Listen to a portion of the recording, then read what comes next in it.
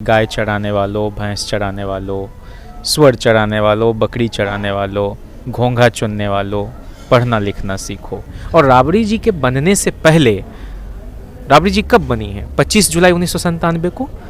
तो 15 अगस्त 47 से 24 जुलाई 97 तक किसी ने रोका था किसी MA, MPhil, PhD की हुई महिला को वहाँ मुख्यमंत्री बनाने से? ये तो सारे राजनीतिक दलों की विफलता है कि किसी महिला को आपने नहीं लाया। तो बहुत पहले से पशुपालन विभाग में गड़बड़ी चल रही थी, वो जगन्नाथ मिश्रा जी वगैरह के समय से ही। लालू प्रसाद जी पहले मुख्यमंत्री थे जब ये गड़बड़ियाँ उनके संज्ञान में आईं, तो उन्होंने चारा घोटाले के मामले में जांच के आदेश दिए। लेकिन कौन मानता है, कौन आपको चलने देता है जब आप शासन सत्ता में आते हैं? जिन आँखों को ये अभ्यास ही नहीं है वंचित समूह के लोगों को वहाँ देखने की, उसको मुखिया मानने की, तो वो तो कभी आपको मन से स्वीकार नहीं करते। आज़ाद भारत में बिहार जो सूबा था, वहाँ लालू जी के पहले के सभी मुख्यमंत्री ने मिलकर भी 6 विश्वविद्यालय नहीं खोले। ये एजाज़ लालू जी को ही हासिल है, और 1 राबड़ी जी। तो उस कार्यकाल में 7 विश्वविद्यालय खुले। भीमराव अंबेडकर के नाम पर मुजफ्फरपुर यूनिवर्सिटी का नाम किया, जहाँ एक कॉलेज ही होता था, BB कॉलेज, भूमिहार ब्राह्मण कॉलेज। चरवाहा विद्यालय तो एक कौशल विकास से जुड़ा हुआ मामला था कि जिस काम में भी महारत है वो काम भी होता रहे, लेकिन पढ़ाई लिखाई भी हो साथ साथ। नमस्कार साथियों, आप देख रहे हैं द जनहित और मैं हूं विनीत यादव। हमारे साथ जयंत जिज्ञासु जी हैं। इनका तमाम राजनीतिक परिचय देने के अलावा जो मेरे लिए सबसे विशेष परिचय है वो ये है कि इन्होंने लालू जी पर एक किताब लिखी है, द किंग मेकर। बस उस किताब के लिए, खास तौर पर वो किताब लिखने के कारण जो इन्हें अनुभव मिला, हम बस उस पर बात करेंगे, ज़्यादा राजनीतिक चर्चा पे नहीं जाएंगे। वैसे बता दें, राजनीति में ये RJT के राष्ट्रीय प्रवक्ता हैं और इस वक्त JNU से PhD कर रहे हैं, कंप्लीट हो गई? कर चुके, जी हाँ। ठीक है। मेरा जो सबसे ज़रूरी और पहला सवाल है कि इस उम्र में आपको कहाँ से ख्याल आया कि लालू जी पर किताब लिखी जाए? नहीं, ये उनसे तो एक वाबस्तगी रही है। पहली दफ़े उनको 95 में मैंने सुना, जब वो कहते थे कि गाय चराने वालों, भैंस चराने वालों, सुअर चराने वालों, बकरी चराने वालों, घोंघा चुनने वालों, पढ़ना लिखना सीखो। ये मेरी स्मृति में बिल्कुल कहीं से भी उसमें कोई ये नहीं हुआ है कि जैसे कोई बहुत पुरानी बात हो गई। अभी भी वो बचपन की याद है। ये पहला साबका था। दूसरा, उसके बाद तो लगातार जब कभी वो आते थे तो सुनते थे। और 4 का लोकसभा चुनाव जो था उसमें प्रचार प्रसार भी किया था। अलायंस था लोजपा राजद कांग्रेस का। 9 के लोकसभा चुनाव में राबड़ी जी आई थी, एक शकील साहब होते थे मिनिस्टर, वो थे ये लोग खगड़िया लोकसभा चुनाव में। तो हमने उसको एड्रेस भी किया, उस सभा को राबड़ी जी के साथ स्टेज शेयर करने का मौका मिला। लेकिन 96 के चुनाव से वोटर लिस्ट से नाम खोज के, और जो बूथ होता है उसके पास, क्योंकि वो बहुत मुश्किल काम होता नहीं, थोड़ा आपको आता है, तेज़ी से काट के दे देते हैं आप मतदाताओं को, जिसको हमारे यहाँ बस्ता लगाना कहते हैं। बस्ता लगाना यूपी में, अच्छा हाँ, वहाँ ऐसे ही वोटिंग के दिन ये होता है थोड़ा दूर। तो 13 में जब उनको डिस्क्वालीफाई कर दिया गया, तो मैं उस वक्त IIMC का छात्र हुआ करता था, और जो टिप्पणियाँ बहुत गरिमा को गिरा के लालू जी पर की जा रही थी, तो मैं अपनी नेचर के अगेंस्ट ही कहूँगा, थोड़ा उलझ पड़ा अपने उन दोस्तों से ही। बहुत हॉट डिस्कशन, और फिर वहाँ से पूर्वांचल ढाबे तक, फिर चलो अब ख़त्म करो चाय। तो मुझे ये महसूस हुआ बाद में कि इससे बेहतर तरीका ये हो सकता है कि हम उनकी पॉलिटिकल जर्नी को और उनके जो सोशल कंट्रीब्यूशन हैं उनको धीरे धीरे करके, कोई हड़बड़ी नहीं, लोगों के बीच लाऊं। और मेरे एक मित्र हुआ करते थे, हैं बल्कि, वो हिंदी जर्नलिज्म में थे, मैं ब्रॉडकास्ट जर्नलिज्म में। तो उन्होंने कहा कि आप इतनी बातें, आप इतने एनेक्डोट्स आप सुनाते हैं, लेकिन ये तो जिनके बीच आप रखते हैं वहीं ख़त्म हो जाएंगी बातें, क्यों नहीं आप धीरे धीरे कंपाइल करना शुरू करते हैं? और लिखना मुझे बहुत कठिन काम लगता था, आज भी लगता है। तो मेरा ख्याल है कि 13 से कुछ धीरे धीरे, फिर एक सब लोग पत्रिका बड़ी स्तरीय किस्म की है, किशन कालजई उसके संपादक हैं। तो जब मर्जर की बात आई 6 समाजवादी दलों की, कोशिश भी हुई, लगभग हो ही गया था, नेताजी उसके अध्यक्ष चुन लिए गए थे लगभग, और बाकी चीज़ें भी 4-5 उसके प्रेसिडियम के लोग चुने गए कि ये सब लोग उसको देखेंगे, पॉलिटिकल अफेयर्स को। हो नहीं सका वो मटेरियलाइज, लेकिन तब मैंने नवभारत टाइम्स के लिए एक ब्लॉग लिखा, 4 दलों की के विलय की जो एक पूरी गाथा है, उसको तेजस्वी जी ने, और वो हरित खबर एक आई थी उसी समय वेबसाइट, वहाँ भी प्रकाशित हुई, उसको मेरे उसी मित्र ने भेज दिया लिंक तेजस्वी जी को, फिर उनको अच्छा लगा, फिर उन्होंने पूछा किसने लिखा, फिर नंबर मांगना वगैरह वगैरह। तो ये तो एक कहानी, लेकिन ये 13 से कंटिन्यूसली कुछ न कुछ मैं करता था। फिर बिहार के चुनाव पर भी सब लोग, मैं एक रिपोर्ट, बल्कि एक आर्टिकल, फिर दिल्ली के विधानसभा चुनाव में वहाँ जो एक नई चीज़, नया फेनोमेनन देखने को मिलता था। और मैं कहूँगा कि फिर बिहार में जीत हुई तो फिर एक हम लोगों ने march for social justice and communal harmony भी निकाला था JNU में, उसी शाम लौटे थे और सारे मित्र मिलकर। 17 में जब सरकार चली गई तो उसके ठीक पहले नीतीश जी और लालू जी के कामकाज करने के तौर तरीके में जो एक बुनियादी फ़र्क है शैली में, उस पर मैंने बिंदुवार कुछ लिखा था, और सरकार जाने के बाद फिर उसको दोबारा तो लालू जी के पेज से उसको शेयर वगैरह किया गया। फिर बाबरी डिमोलिशन के वक्त जो यहाँ नेताजी ने मैंने बल प्रयोग करके नियंत्रण पाया उन उन्मादियों पर, और उसके एक सप्ताह पहले लालू जी ने आडवाणी जी को अरेस्ट किया। किस परिस्थिति में अरेस्ट किया, किस जद्दोजहद के साथ, कैसे समस्तीपुर भेजा चार्ज देकर अधिकारी को, उस पर एक हमने बाबरी विध्वंस पर और लालू जी की धर्मनिरपेक्षता को लेकर प्रतिबद्धता पर एक आलेख लिखा था। उस समय तिस्ता सी तलवार की एक वेबसाइट होती थी, उस पर वो छपी, बाद में और विस्तृत तरीके से मीडिया विजिल वगैरह पे। तो धीरे धीरे चीज़ें एक कड़ी की तरह जुड़ती जा रही थी। और एक रामजी यादव होते हैं, अगोरा प्रकाशन वगैरह चलाते हैं, फूले वगैरह पर उनका काम है बनारस के, और एक सुनील भाई गाज़ीपुर के हैं बड़े भाई की तरह। तो उनका ये ज़्यादा आग्रह था कि इसको एक बुकलेट की शक्ल में ले आया जाए। 2018 के 11 जून को जो लालू जी का जन्मदिन होता है, तो बहुत लंबा लेख था और लालू जी ने उसको शेयर किया, लोगों ने उन तक बातें पहुंचाई। संजय जी होते हैं उनके राजनीतिक सलाहकार तेजस्वी जी के, तो वो जो कुछ मैं लिखता था तो वो अमूमन उसको तेजस्वी जी तक भी ये करते थे। तो मैं कन्विंस्ड बहुत नहीं था बुकलेट की तरह लाने में और इतनी जल्दी लाने में, थोड़ा कायदे से उसको करना चाहता था। तो बातें खींच गई, लेकिन फिर ये हुआ कि चलो धीरे धीरे एक कुछ चैप्टराइजेशन किया जाए, और रामजी जी को ही प्रकाशित करना था। और फिर आ गया कोविड से पहले 19 के लोकसभा चुनाव के ठीक पहले उस किताब को आना था। पर हमारे एक सीनियर है मिथिलेश प्रियदर्शी जी, उन्होंने कहा कि थोड़ा और इस पर काम करने की ज़रूरत है। तो मैं हड़बड़ी में ऐसे भी नहीं था, तो फिर वो कोविड के समय में मैं गया सहरसा, 4-5 महीने रुका, और डॉक्टर जैनेंद्र हैं वहाँ, श्रीमंत जैनेंद्र, हिंदी के असिस्टेंट प्रोफेसर, उन्हीं के यहाँ 4 महीने रुक के एडिट वगैरह करना और कुछ, और बहुत सारे पुराने लोगों से बातें करनी जो भी लालू जी के सहयोगी रहे या उनकी सभाओं में जाया करते थे, या पॉलिटिकल सोशल वर्कर्स।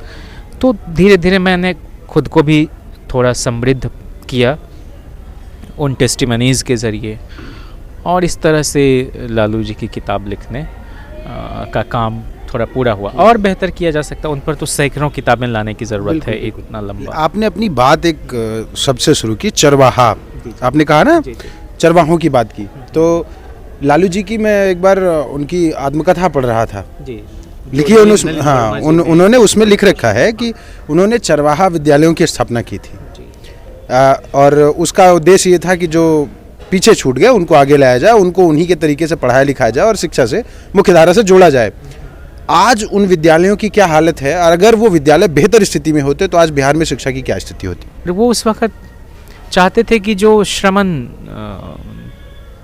शील जातियां हैं, जो इस देश में और सभ्यता के आरंभ से जो पशुपालन और कृषि के काम से जुड़े हुए हैं, चाहे जिस मज़हब के लोग हों, लगभग आप मैथोलॉजी में भी आप देख रहे हैं कि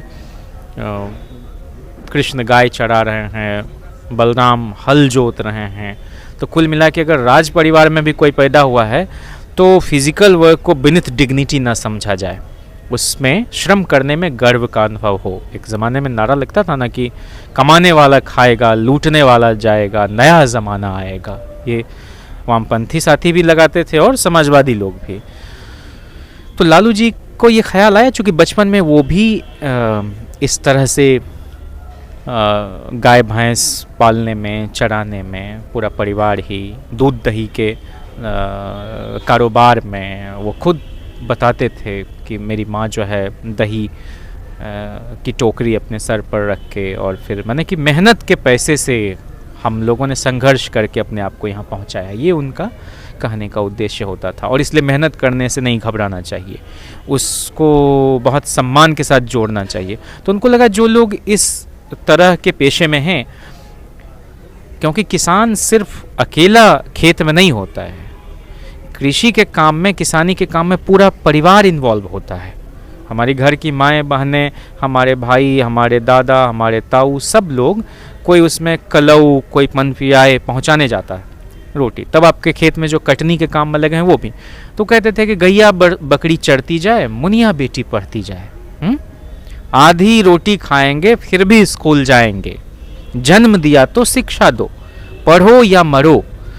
तो गांधी के उस रिवायत से अपने आप को जोड़ रहे हैं ना, करो या मरो, कोई दूसरा रास्ता नहीं है। और प्रेमचंद वगैरह की कहानी पढ़ते हैं तो उसमें क्या है पूस की रात में भाई, कि वो झबड़ा के साथ सोया हुआ रहता है हल्कू, कोई कहता है कि भाई वो तो चढ़ जाएगी नील गाय खेत, वो चढ़ने दो। उसके पीछे एक बड़ा संदेश है कि जो आदमी अपनी मूल पहचान की भी परवाह नहीं कर रहा है, किसानी तो उसकी यत्ता है, चढ़ने दो। तो जो आदमी अपनी पहचान भी मिटा सकता है ज्यादती देखकर, अपने आप के साथ जो प्रकृति का व्यवहार है उसको देखकर, तो ब्रिटिश हुकूमत को उखाड़ फेंकने में उसको कितना वक्त लगेगा, जिस दिन उसके अंदर ये प्रतिबद्धता आ गई। तो एक मेरा कहने का मतलब ये है कि आज अगर उस प्रयोग को सफल होने दिया जाता, ब्यूरोक्रेसी में बैठे लोगों ने भी बहुत सहयोग नहीं किया, लोगों को लगा ये क्या है, मतलब लोग उसके पीछे के दर्शन को ही नहीं समझ पाए, या समझे तो जानबूझ के शरारत की उसके साथ।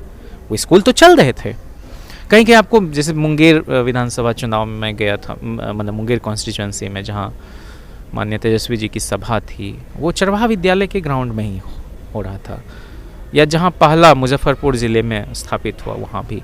अगर वो स्कूल आज चल रहे होते तो आपको मौलिक किस्म का एक परिवर्तन दिखाई पड़ता। सिर्फ फ्रेंच रेवोल्यूशन या रशियन रेवोल्यूशन ही रेवोल्यूशन नहीं है, फ्रांसीसी और रूसी क्रांति के इतर भी जो छोटी छोटी क्रांतियाँ ईमानदार प्रयास के चलते इस देश में देखने को मिली, उस पर भी बात करने की ज़रूरत है। मुझे अच्छा लगा कि आपने ये सवाल किया। और इन वर्गों के जो लोग कम से कम संजीदा नागरिक बन सकते थे, कोई सभा लालू जी की, कोई तकरीर उनकी, चाहे पब्लिक मीटिंग की हो कि पार्लियामेंट्री स्पीचेज़ हों, सब में वो यही बार बार कहते हैं ना कि भाई फिरका परस्त ताकतों से अपने आप को बचाना है। समाज में मैंने there cannot be prosperity without peace, बार बार बोलते हैं। तो भाई लोगों को भी, चाहे वो किसी पेशे से जुड़े हुए हों, भाईचारा के साथ रहो। जो गाय भैंस पाल रहे हो भाई, वो दूध दो उनको जाके ईद के समय में, उनको कहते थे तुम लोग भी इनको बुलाओ अपने यहाँ सेवई खाने। एक मेल मोहब्बत की संस्कृति हो। पढ़ाई लिखाई का तो यही उद्देश्य है ना कि हम मनुष्य बन सकें, सब मिल के आगे बढ़े, सब मिल के आगे। आपने श्रमशील जातियों की बात की, उनके लिए वो चरवाहा विद्यालय का जो प्लान था वो लगभग मान के चलिए तो फेल था, या जहाँ बचा है वो बहुत कम जगहों पर। जी। आपको क्या लगता है आज जब आरजेडी जेडीयू साथ में मिलकर उन्हीं श्रमशील जातियों की हिस्सेदारी सुनिश्चित करने की कोशिश कर रही हैं, तब क्या ये ब्यूरोक्रेसी या केंद्र में बैठे लोग या वो लोग जो आपके तमाम उन योजनाओं के खिलाफ थे जो श्रमशील जातियों के लिए बनी थी, क्या आपकी इन योजनाओं को सफल होने देंगे? आपके जो आरक्षण वाला फैसला था उसके खिलाफ मामला कोर्ट तक जा चुका है। नहीं, वो तो हर बार जाता है। आप देखें अभी भी सुनवाई उसकी लंबे लंबे समय तक लंबित रहती है, लेकिन अगर बिना किसी रिपोर्ट के 10% रिजर्वेशन लाई सरकार इकोनॉमिक बेसिस पर, तो उसको भी लोग अदालत में लेके गए, लेकिन सुनवाई की रफ्तार बड़ी धीमी उसकी रही। यहाँ भी गए, इसीलिए तो सरकार कैबिनेट का एक डिसीजन है कि भाई इसको 9th शेड्यूल में आप डालिए, जहाँ कानूनी अड़चन आड़े नहीं आए इसके। तो सरकार तो बहुत इस बात को लेकर सजग है।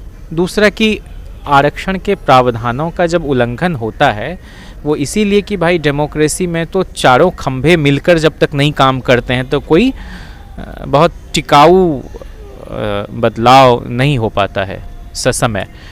तो हम लोगों की निगाह उस पर है कि कोई शरारत कम से कम ब्यूरोक्रेसी की तरफ से ना हो, और ब्यूरोक्रेसी के लोग भी इस बात को मानते हैं कि भाई ज़माना बदल गया है और हर सामाजिक समूह के लोग आज ब्यूरोक्रेसी में भी हैं। ठीक है, संख्या कम है, सूचना का अधिकार जब से आया है तो लोग मांग लेते हैं, पता चल जाता है कहाँ गड़बड़ियाँ हैं। और उन ज़माने में जब चरवाहा विद्यालय का कॉन्सेप्ट आया था, बहुत जगह पर सुदूर देहात के इलाके में स्कूल होते ही नहीं थे, ड्रॉप आउट की रेट बहुत ज़्यादा थी। तो लालू जी ने सबसे ज़्यादा प्राइमरी स्कूल खोले अपने कार्यकाल में, और राबड़ी जी के कार्यकाल में भी अति पिछड़े समाज की लड़कियों के लिए हर कमिश्नरी में आवासीय विद्यालय खोलने का काम हुआ। आज 11 ज़िले में 12 स्कूल उस तरह के हैं, लेकिन सरकार ने बजट को बढ़ाया है और अब ये तय हुआ है कि सभी 38 ज़िले में इन वर्गों की लड़कियों के लिए आवासीय विद्यालय खोले जाएंगे और 2025 तक शायद ये पूरा हो जाए। आपने ठीक ठाक रिसर्च की होगी इस पूरे विषय पे जब आप किताब लिख रहे थे। क्या हमारे दर्शकों को बता सकते हैं जो चारा चोर का ठप्पा लगाया गया लालू जी पे, उसके पीछे की क्या कहानी थी, सच्चाई बता सकते हैं? नहीं, ये तो बहुत पहले से पशुपालन विभाग में गड़बड़ी चल रही थी, वो जगन्नाथ मिश्रा जी वगैरह के समय से ही। लालू प्रसाद जी पहले मुख्यमंत्री थे, जब ये गड़बड़ियाँ उनके संज्ञान में आईं तो उन्होंने चारा घोटाले के मामले में जांच के आदेश दिए। ये दुनिया के सामने कोई भी मुख्यमंत्री अपने ही खिलाफ अपनी सरकार के रहते हुए जांच के आदेश दे तो इसका मतलब है कि पारदर्शिता के साथ सरकार चलाने को वह शख्स इच्छुक है। लेकिन वहाँ जैसे ही उन्होंने फिर कि मॉनिटरिंग में, सुप्रीम कोर्ट की मॉनिटरिंग में ये मामला देखा जाए, इस तरह से जब वो गए और पहली बार वहाँ आपने देखा कि एक निर्वाचित मुख्यमंत्री को अरेस्ट करने के लिए सेना का सहारा लिए जाने की बात हुई। उस पर चंद्रशेखर जी की 2-3 स्पीच है लोकसभा में, जब उन्होंने कहा कि ये तो ढांचा ही पूरा ध्वस्त हो जाएगा डेमोक्रेसी का अगर ये काम कोई सीबीआई का अधिकारी कर रहा है। तो बाद में इनकार किया गया। लेकिन मतलब कुल मिला के उस दौर में लालू प्रसाद जी जब शपथ ले रहे थे तो उन्होंने कहा कि हमारे लिए हराम का एक पैसा खाना ईमान से डिगने जैसा होगा, और उस पर वो कायम रहते थे। लेकिन कौन मानता है, कौन आपको चलने देता है जब आप शासन सत्ता में आते हैं? जिन आँखों को ये अभ्यास ही नहीं है वंचित समूह के लोगों को वहाँ देखने की, उसको मुखिया मानने की, तो वो तो कभी आपको मन से स्वीकार नहीं करते। लेकिन धीरे धीरे जब लगता है करे, ये तो श्री बाबू के बारे में कहा जाता था कि लंबे समय तक मुख्यमंत्री बिहार के रहे, और डॉक्टर श्री कृष्ण सिंह जी के बाद कोई मुख्यमंत्री अपना 5 साल का कार्यकाल नहीं पूरा कर पाते थे, चाहे वो किसी जाति के हों, कोई नहीं। न भागवत झा आजाद जी, न बिंदेश्वरी दुबे जी, न जगन्नाथ मिश्रा जी, न सत्येंद्र सिंह जी, न भोला पासवान शास्त्री जी, न बीपी मंडल जी, न सतीश सिंह जी, एक मुख्यमंत्री ने नहीं उनके बाद, न महामाया प्रसाद जी, न कर्पूरी ठाकुर जी। तो जब कोई कर ही नहीं पाते थे, उस हलचल के दौर में भी, मंडल के दौर में, बाबरी डिमोलिशन के दौर में, आडवाणी को अरेस्ट करने के बाद भी 5 साल का कार्यकाल पूरे आत्मसम्मान के साथ लालू जी ने पूरा किया। तो चारा घोटाले का जो मामला, जंगल राज, ये तमाम चीज़ें बहुत ऑर्केस्ट्रेटेड ढंग से हुई। आपको इस किताब को लिखने के दौर में कोई ऐसी घटना बताइए जो आपको लगी हो कि यार ये तो मैं नहीं जानता था लालू के बारे में, ये मुझे अचानक से पता चला है लालू जी के बारे में, और इंटरेस्टिंग घटना कोई हो।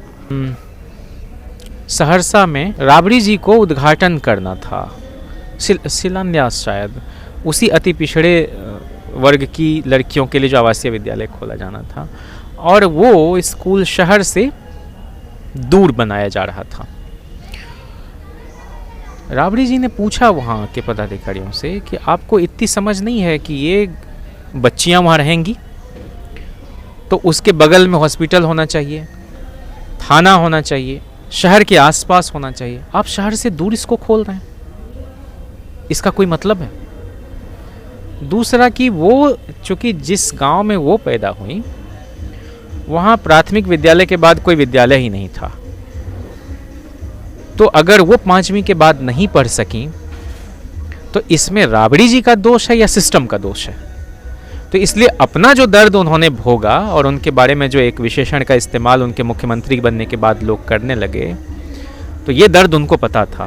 तो इसलिए उन्होंने पहला काम किया कि उन तबके की लड़कियां जो घर से बाहर नहीं जा पाती और जिन इलाकों में स्कूल नहीं, तो हर कमिश्नरी में एक आवासीय विद्यालय ही हम खोल दें। ये मेरे लिए नई बात थी जब मुझे ये पता चला।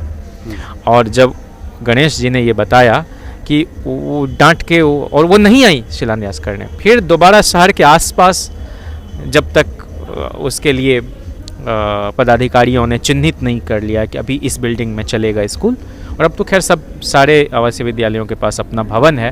पिछली सरकार में तेजस्वी जी ही पिछड़ा अति पिछड़ा कल्याण विभाग के मंत्री थे, तो वो उन स्कूलों को विजिट करने जाते थे तो ठीक से उनको पर्याप्त कैलोरी प्रोटीन ये सब मिल रहा है कि नहीं, और अंग्रेज़ी माध्यम की भी पुस्तकें वहाँ पर हैं कि नहीं, ये सब वो देखते थे।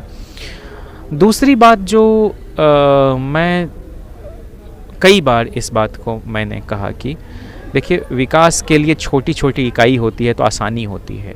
मीर कासिम का किला है मुंगेर में, उसी के अंदर पूरा कलेक्ट्रेट चलता है, और अभी के 6 ज़िले मिलाकर एक ही ज़िला होता था मुंगेर। श्री बाबू वहीं के थे। पूरा मुंगेर कट के बना बेगूसराय, फिर खगड़िया, और लालू जी जब आए तो शेखपुरा, लखीसराय, जमुई बनाया। तो लालू जी ने बिहार में, अविभाजित बिहार में 16 नए ज़िले बनाए, और ये पहली बार इस तरह से हो रहा था। और उसके पीछे यही था कि भाई एक दिन जो चला कोई सुदूर खगड़िया का कोई आदमी, तो उस दिन लौट नहीं सकता था रजिस्ट्री करा के या बाकी काम करा के, तो उनको आसानी हुई। आज़ाद भारत में बिहार जो सूबा था, वहाँ लालू जी के पहले के सभी मुख्यमंत्री ने मिलकर भी 6 विश्वविद्यालय नहीं खोले। ये एजाज़ लालू जी को ही हासिल है, और एक राबड़ी जी। तो उस कार्यकाल में 7 विश्वविद्यालय खुले। अब इस बात को जब हमने बोला तो हमको लगा कि एक दिन हाउस में भी कोई मेंबर बोल रहे थे ये।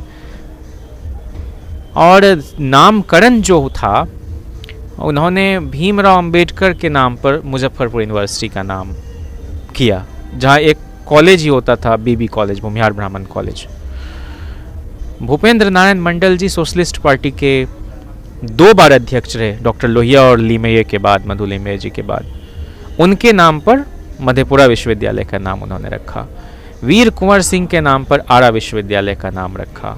ये तो खोला जी, ये जो मैं कह रहा हूँ बिहार विश्वविद्यालय मुजफ्फरपुर, ये तो पहले से था, उसका नाम उन्होंने ये किया। फिर आपको आदिवासियों के नायक रहे सिद्धो कान्हो, तो सिद्धो कान्हो मुर्मू के नाम पर दुमका विश्वविद्यालय खोला उन्होंने। फिर विनोबा भावे के नाम पर हजारीबाग में एक विश्वविद्यालय उन्होंने खोला। मौलाना मजहरुल हक के नाम पर अरबी फारसी विश्वविद्यालय पटना राबड़ी जी ने, मुख्यमंत्री बनने के 8 महीने के अंदर। तो ये बातें जब हम लोगों को बताने की कोशिश करते हैं तो उन्हें लगता है, और मीडिया के साथियों को भी, अरे ये सब काम भी हुआ था, वो अचंभित रहते हैं। तो जो बातें, जो काम किए उन्होंने, उसका प्रचार कम हो पाया, और जो काम उन्होंने नहीं किया वो दुष्प्रचार उनके मत्थे डाल दिया गया। तो उस पूरी किताब में यही एक सचेतन कोशिश है कि उन पहलुओं को लोगों को हम बताएं। जैसे 3 से 5 रुपया सिर्फ मालगुजारी देना पड़ता था किसानों को, बाद में 300 से 500 वो बढ़ के हो गया। लालू जी ने अपने पहले कार्यकाल में 28 अगड़ी जाति के लेजिस्लेटर थे, उसमें 18 को मंत्री बनाया, और फिर भी उनको MY का नेता बोल। शुरू से ये A to Z की पार्टी रही, सर्वसमावेशी। 2 आदिवासी जीते, दोनों को मंत्री बनाया। 22 दलित में 11 को मंत्री बनाया। 12 मुसलमानों में 8 को मंत्री बनाया। 63 पिछड़े अति पिछड़े समाज के लोगों में 31 को मंत्री बनाया। अभी इन सारे हकीकत पर धूल जमी हुई थी।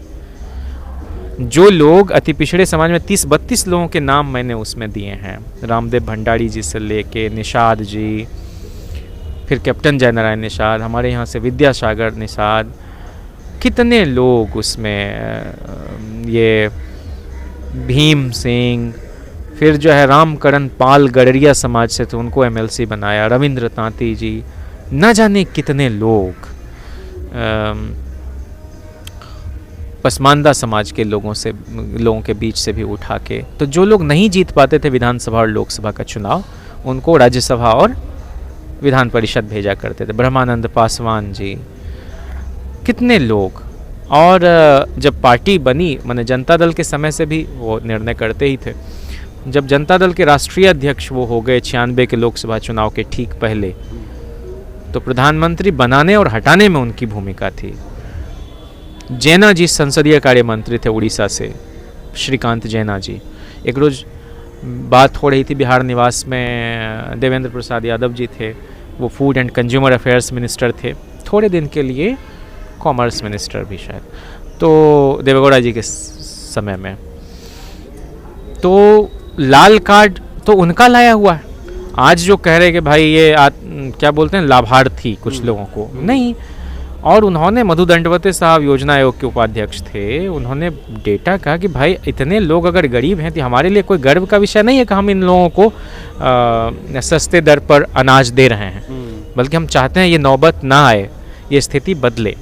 और लालू जी जब राष्ट्रीय अध्यक्ष थे जनता दल के, तो प्रधानमंत्री बनते बनते रह गए।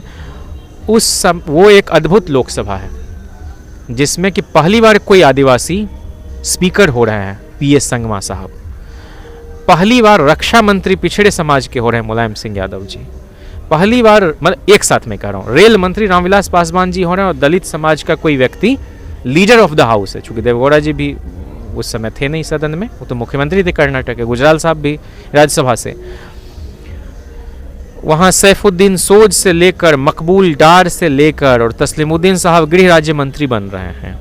बड़ी बेनी बाबू जो हैं, बेनी प्रसाद वर्मा जी इस्पात मंत्री शायद, हाँ वो माने संचार मंत्री, क्षमा करें, संचार मंत्री। बड़ी संख्या में दलित पिछड़े लोग सरकार का हिस्सा थे। कांति सिंह जी स्वतंत्र प्रभार राज्य मंत्री कोयला विभाग, देवेंद्र जी का नाम मैंने आपसे लिया ही। तो लालू जी इस बात को लेकर हमेशा सतर्क रहते थे कि हमारी जो सरकार बने उसमें सभी वर्गों का प्रतिनिधित्व हो। ये आपने अपनी किताब में पूरा सब कुछ आपको मिलेगा, नाम के साथ मिलेगा, और किन किन लोगों के परिवार के लोग राजनीति में, ये भी हमने उसमें ये एक बताने की कोशिश की कि पूरे साउथ एशियाई मुल्क ही नहीं, दुनिया भर में आप देखिए ना, सीनियर बुश के बेटे जॉर्ज बुश, जस्टिन ट्रूडो के पिताजी, communist ruled state Fidel Castro के भाई राउल कास्ट्रो हैं वहाँ, भंडार नायके जो थे दंपति दोनों थे श्रीलंका में, और उनकी बेटी चंद्रिका कुमार तुंग भी, शेख हसीना जो हैं मुजीबुर रहमान साहब के यहाँ से, बेगम खालिदा जिया के परिवार में नहीं थे क्या, या भुट्टो जो थे जुल्फिकार अली भुट्टो, वहीं से बेनज़ीर भुट्टो, अली ये जरदारी, फिर बिलावल भुट्टो। तो कहाँ पर ये नहीं है, ये तो एक नेचुरल टेंडेंसी है मेरे भाई। और तेजस्वी जी ने तो कई बार कहा कि भाई सारे राजनीतिक परिवार के लोग कह दें कि हम राजनीति छोड़ देंगे तो मैं पहला व्यक्ति होऊंगा, लेकिन क्या यह ज्यादती नहीं होगी?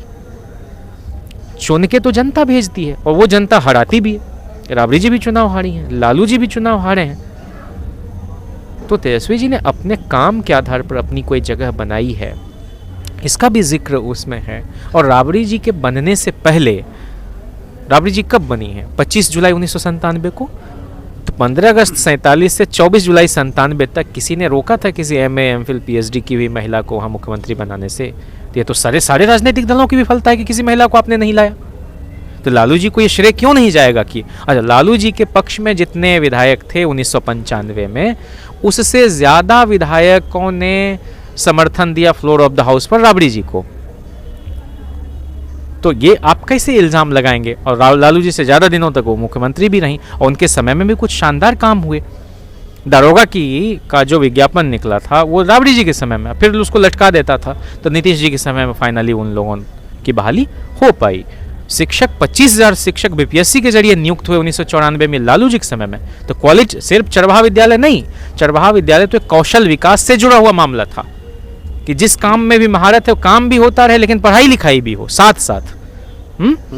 तो परिवार भी तो चले। के कामराज साहब कितने पढ़े लिखे आदमी थे, कांग्रेस के प्रेसिडेंट थे, तमिलनाडु के मुख्यमंत्री थे। और डी राजा तो दलित समाज से हैं, वो बताते हैं कि हमको को अगर नहीं ये मध्याह्न भोजन का कॉन्सेप्ट होता तो हम लोग तो पढ़ ही नहीं पाते, क्योंकि मेरे माँ बाप को चिंता ही नहीं करनी पड़ती थी खाने पीने की। तो लालू जी का व्यापक अर्थों में सामाजिक परिवर्तन के लिहाज से एक बड़ा योगदान है। उनके पहले वोटर वोट ही नहीं डाल पाते थे, उनके आने के बाद वोट डालने लगे। अंबेडकर साहब तो कह के गए थे व्यवस्था करके, एक आदमी एक वोट एक मूल्य, लेकिन बिहार में तो लोगों के लिए सूर्योदय ही हुआ तब पोलिंग बूथ पर, जब लालू जी वहां पर आए। अभी जाति की बात हो रही थी, जब आप जाति की बात करें तो दलित पिछड़ों के साथ हुई जातियों को समझने के लिए ऐसी किताबें जरूर पढ़िए। आपके नेताओं के साथ हुई साजिशों को समझना है तो ऐसी किताबें जरूर पढ़िए। बाकी बने रहिए हमारे साथ, चैनल को सब्सक्राइब जरूर करिएगा, क्योंकि आप ही हमारी ताकत हैं। धन्यवाद।